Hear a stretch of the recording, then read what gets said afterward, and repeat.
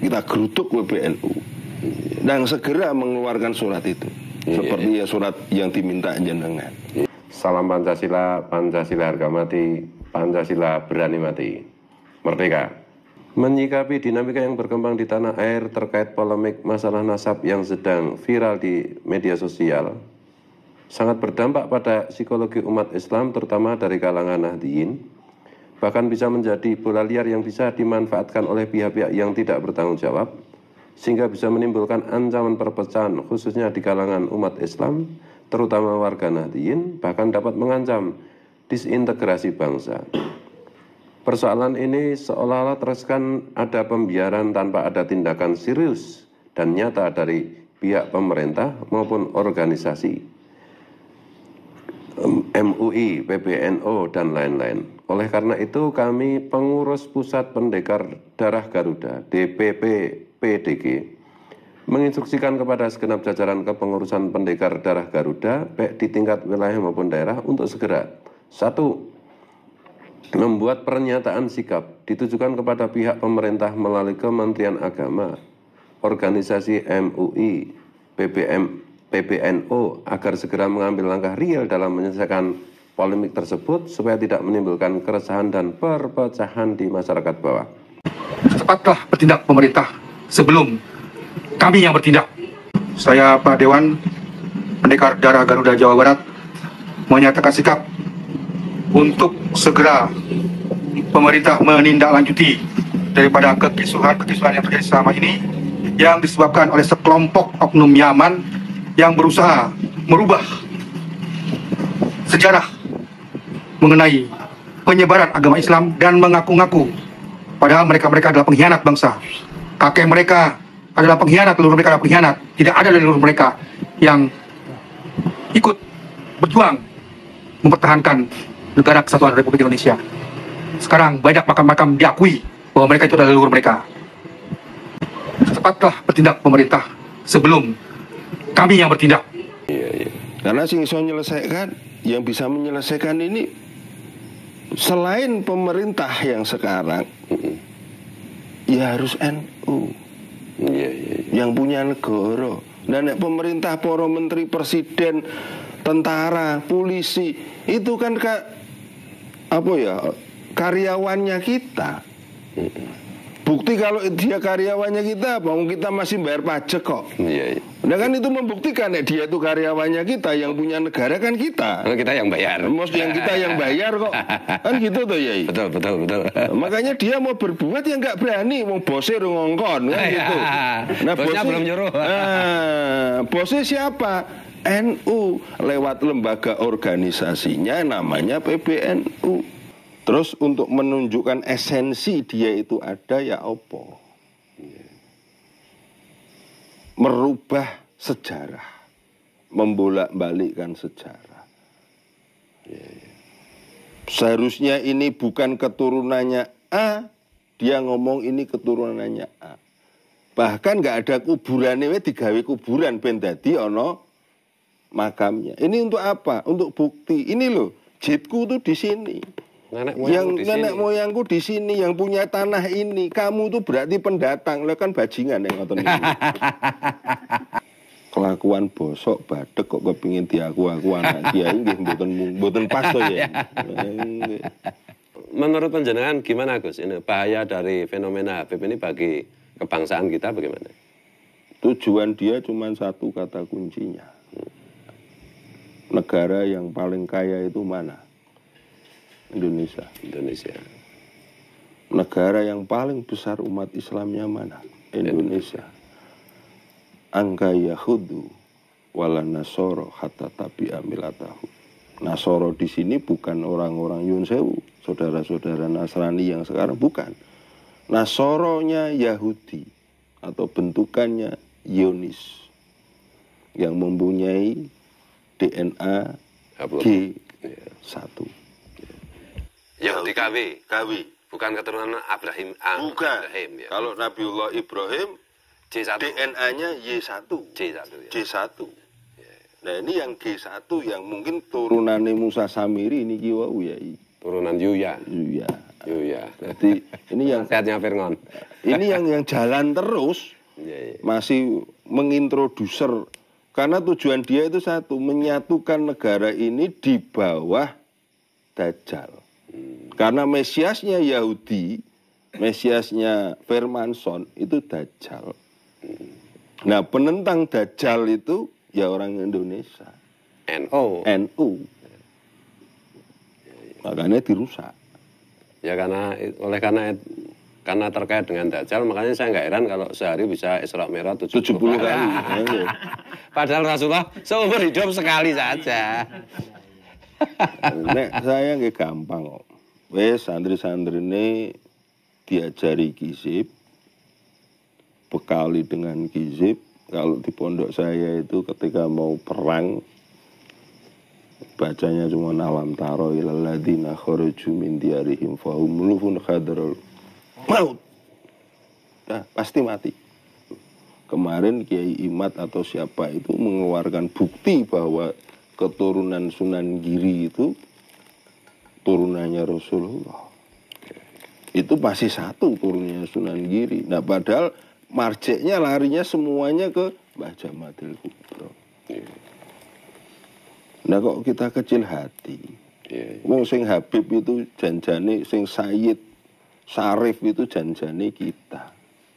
Tapi karena filosofi Jawa mikul dhuwur mendem jeru, kita nggak mau menunjukkan iki bapakku, nggak mau. Kelakuan bosok badek kok kepingin diaku-aku anak kiai nggih mboten pas to ya.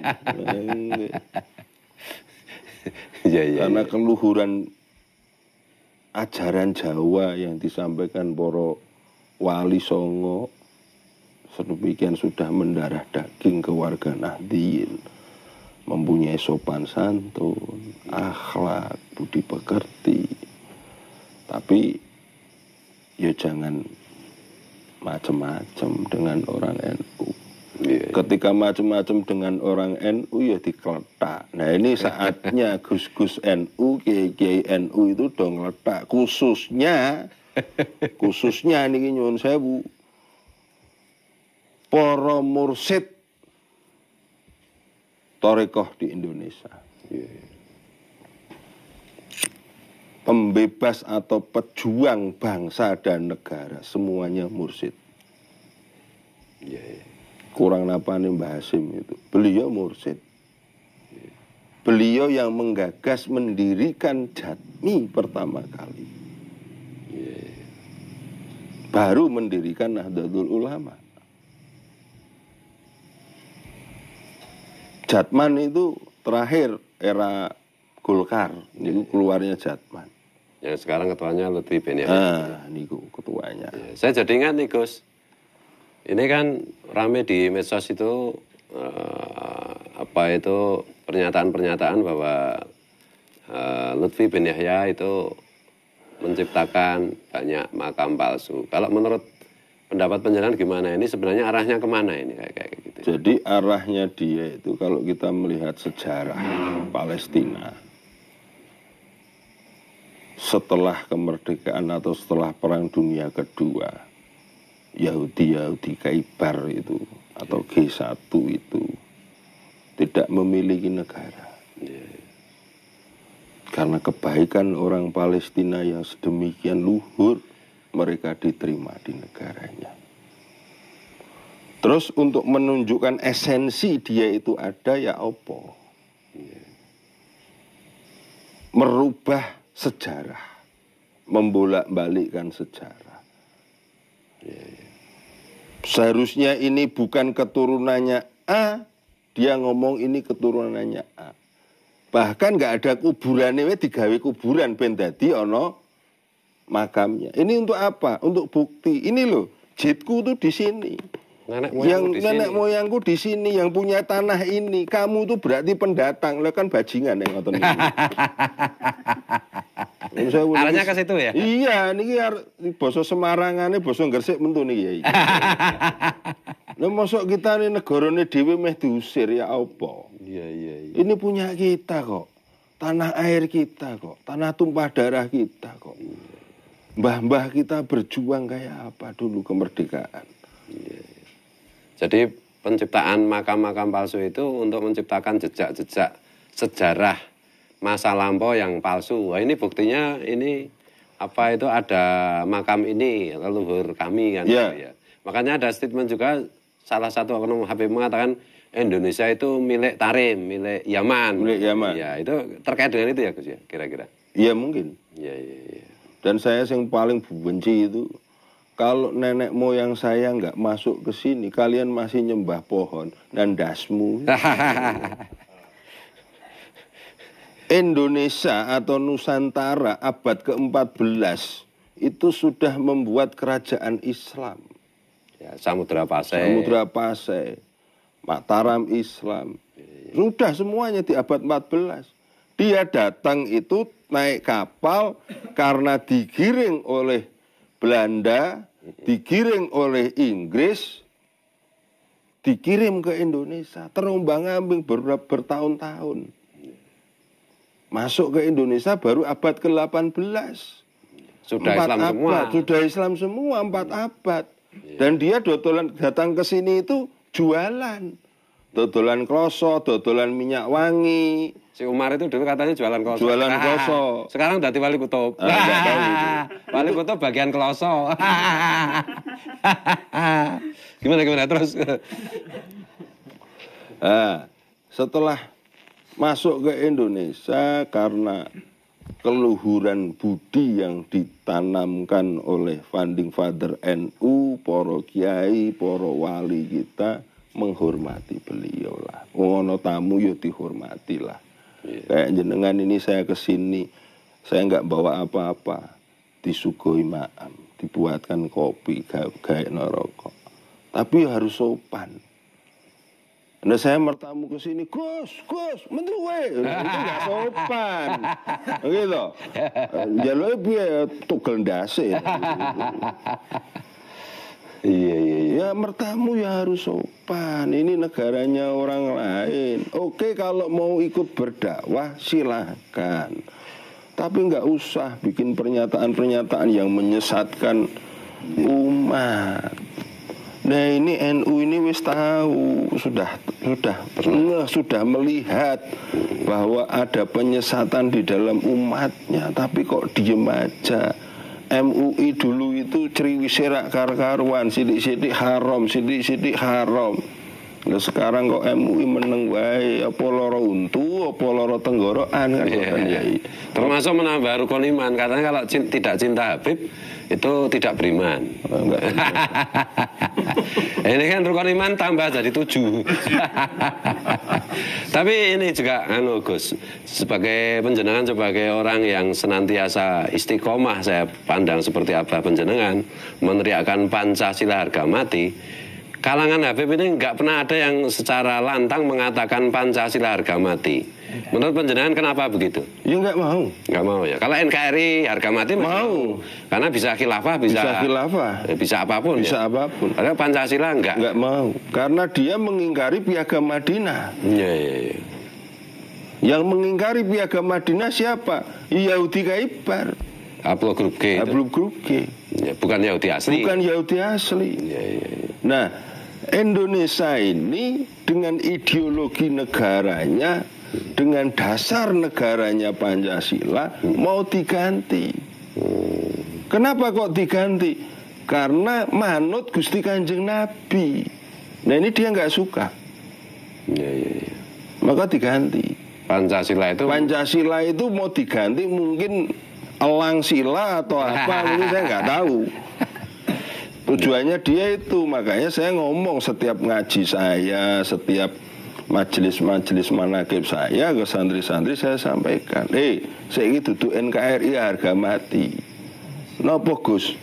Pancasila berani mati, harga mati. Nek harga mati tok iso dipateni, tapi nek awakmu mbeloni Pancasila wani mati, ora mungkin Pancasilane mati. Gitu. Nah wis siap mati apa durung? Mikir, mikir, nggak langsung siap, enggak. Saya sampaikan lagi, kowe bar ngaji ngene iki, bar melu majelisan manaqib ngene iki, mentu saka omah mati iki wajar. Awakmu turu bar kelon mbek bojomu mati wajar. Cah bayi ceprot lahir mati wajar, wong kita ini camat calon mati. Nah ini negara butuh kok. Masa nggak berani keluar? Ya nggak usah ngaku lanang, nggak usah ngaku putra Indonesia. Mbah-mbah kita dulu kayak apa berjuang membebaskan negara ini. Perang kayak gitu.